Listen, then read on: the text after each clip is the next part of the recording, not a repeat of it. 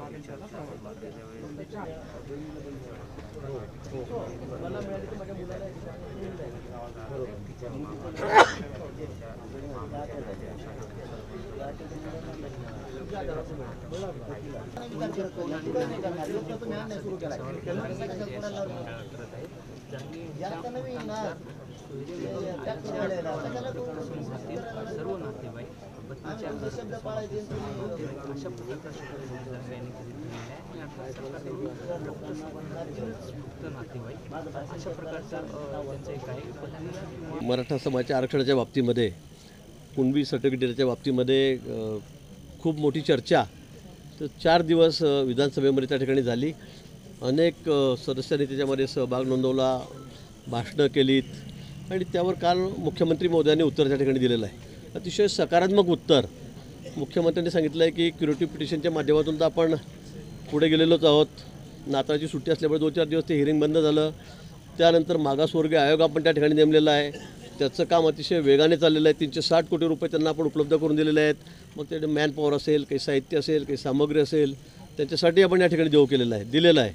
आणि मग मला असं वाटतं की या दोन्ही प्रोसिजरच्या माध्यमातून संपूर्ण मराठा समाजाला आपल्याला आरक्षण द्यायचंच आहे. माननीय मुख्यमंत्री महोदयांनी हेही सांगितलं की आम्ही दीड महिन्यामध्ये एक स्पेशल सिटिंग, एक अधिवेशन त्या ठिकाणी घेऊन हा मागासवर्गीयाचा रिपोर्ट आला की त्याला आम्ही तात्काळ मान्यता देणार आहोत आणि आरक्षण घोषित करणार आहोत. मला वाटतं सरकार अतिशय सकारात्मक आहे. मुख्यमंत्री महोदय असतील, उपमुख्यमंत्री महोदय, संपूर्ण शासनाची भूमिका ही अतिशय पॉझिटिव्ह आहे.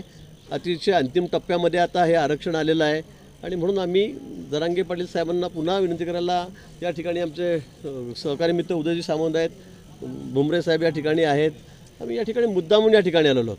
बाबा आता 24 तारीख अल्टिमेटम हे आपण न करता आरक्षण अतिशय आता जवळ आलेलं आहे, आपल्या पारड्यात ते पडणार आहे आणि म्हणून त्यांना विनंती करायला मी या ठिकाणी आलेलो आहोत. आणि आरक्षणाचा पुढचा जो मार्ग आहे तो निश्चित सरकारला पूर्ण करायचा आहे. या फार झालं तर मला वाटतं 2 महिने लागणार नाहीत, पण त्या ठिकाणी मग क्युरेटिव्ह पिटिशन असेल किंवा मागासवर्गीय आयोगाच्या माध्यमातून असेल, हा प्रश्न मार्गी लागणार आहे. आणि त्याचबरोबर आपण ज्या नोंदी सगळ्या शोधतो आहोत, अजूनही 2 अहवाल आपल्याकडे आलेले आहेत. न्यायमूर्ती शिंदे, रिटायर्ड न्यायमूर्ती आपले जे आहेत त्यांची समिती आहे, ती या संदर्भात मोठं काम करते. रात्रंदिवस त्या संदर्भात काम चाललेलं आहे. अजूनही आपण कुणबी दाखले त्या ठिकाणी शोधतो आहोत. पण जे दाखले सापडतील, मग तो माणूस असेल तर त्याच्या सगळ्या घरच्या लोकांना म्हणजे त्याच्या मुलाला, पुतण्याला, काकांना, चुलत्यांना ते लागू होणार आहेत. ते आपण त्या ठिकाणी देणारच आहोत. आणि म्हणून माझी पुन्हा जरांगे पाटलांना विनंती आहे की आपण आता अगदी अंतिम टप्प्यामध्ये आरक्षण आलेलं आहे. हे सगळं म्हणजे आपण एवढा मोठा लढा या ठिकाणी महाराष्ट्र उभा केलेला आहे.